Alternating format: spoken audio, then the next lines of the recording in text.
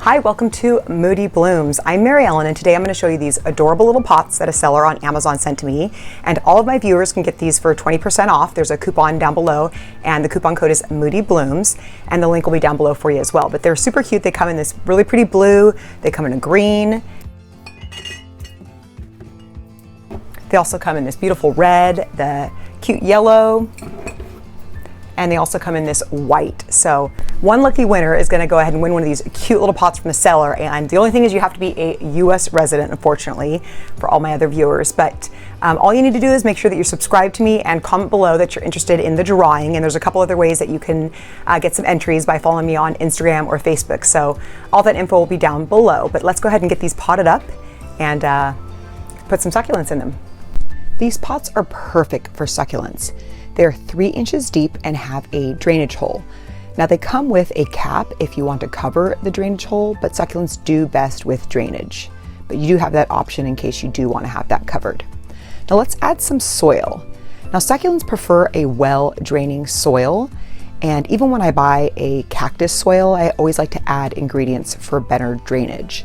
Now my favorite recipe for succulent potting soil is 3 parts potting soil, 2 parts coarse sand, turface or poultry grit will also work, and 1 part perlite or pumice.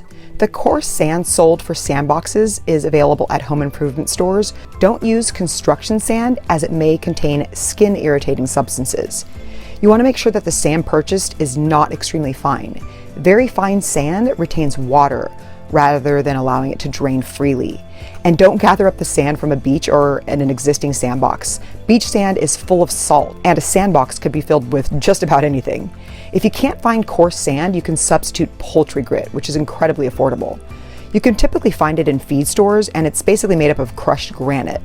Another option, if coarse sand isn't available, is turface, which is a product made of calcium clay. It is used on athletic fields to reduce soil compaction, and it's also used for landscaping to help improve drainage. The next addition to my soil mix is pumice or perlite. Both are extremely lightweight organic soil amendments. The first plant that we're going to pot up is some lavender scallops, and these are beautiful. They have these scallop-shaped leaves, and they get this tinge of pink and lavender on the tips. And I've been propagating these in some water, and as you can see, the roots on here are white, and I typically like a little bit fuller roots before I pot them in soil, but these are pretty resilient, so they'll be just fine. Its scientific name is Kalanchoe Fedtschenkoi, which honors the plant botanist Boris Fedtschenkoi. One of the really cool things about this plant is the way that it creates little plant babies on the edges of each leaf. Now, more common names are lavender scallops, Kalanchoe Stonecrop, South American airplant, gray sedum, or variegated lavender scallops. I like to use these little knitting needles. They work great for making a little hole for the roots, and the back end of it works great to kind of pat the soil down. These are a little large for this pot, but these grow vertically, so they'll be just fine once they start to grow. I'm going to add a little bit more soil. And I found these knitting needles at Daiso, along with these the cute little pink shovel. I like to dust off any excess dirt, but yeah, these look great.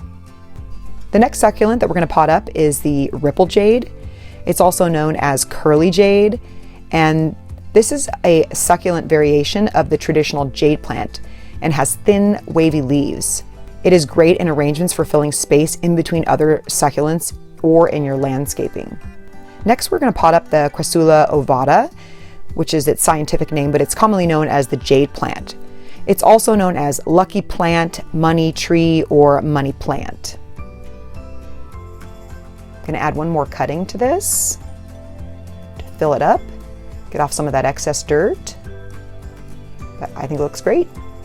I'm going to top it off with some rocks.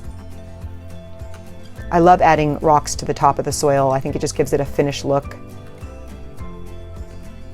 Next, we have the sempervivum, also known as hens and chicks.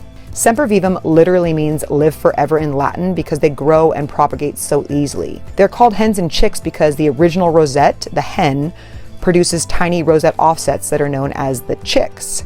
They don't actually live forever, but since they produce so many chicks or plantlets, they seem to last forever. The amount and speed at which babies are produced depends on the variety.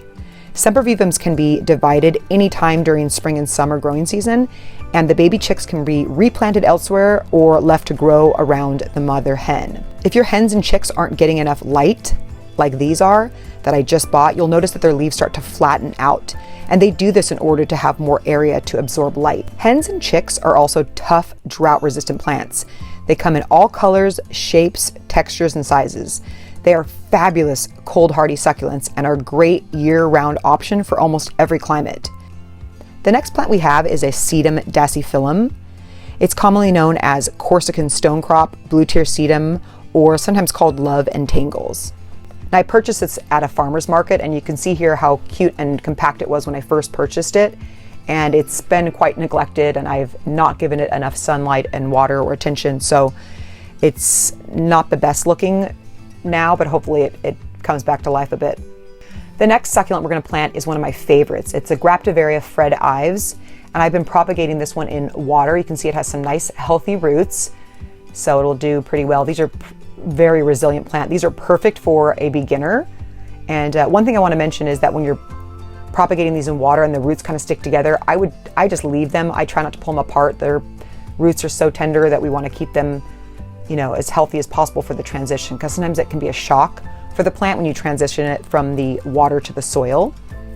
But these succulents are perfect for a beginner. They're super resilient, they're super hard to kill, and they propagate like crazy.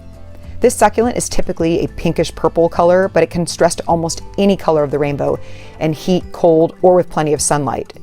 In summer, it produces clusters of pale yellow flowers with red-orange centers that are so pretty.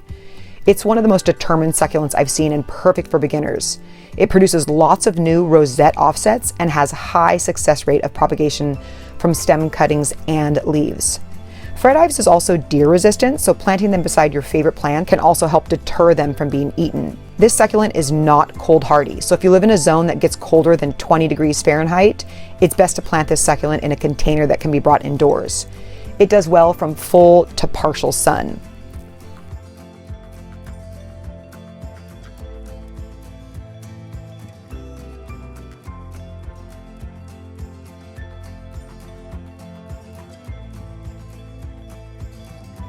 This is a hybrid of two amazing succulents. It was created by Albert Baines, a founding member of the National Cactus and Succulent Society in England in 1946. And the plant was named for one of the society's co-founders, Fred Ives of Shipley, England.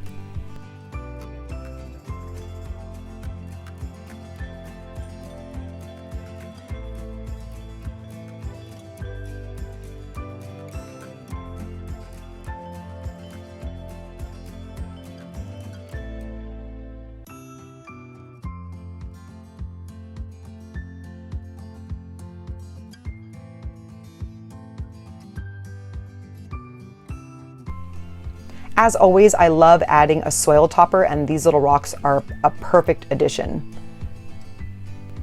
You can buy these in bulk at big box stores. It really gives it a finished look. And I think they turned out great. We have our pots all filled with succulents now. Didn't they turn out so cute? And these pots are perfect for succulents. They're this perfect height. Like I said before, they also come with a little cap if you don't want a drainage hole, but succulents do best with drainage, of course. But super cute Jade.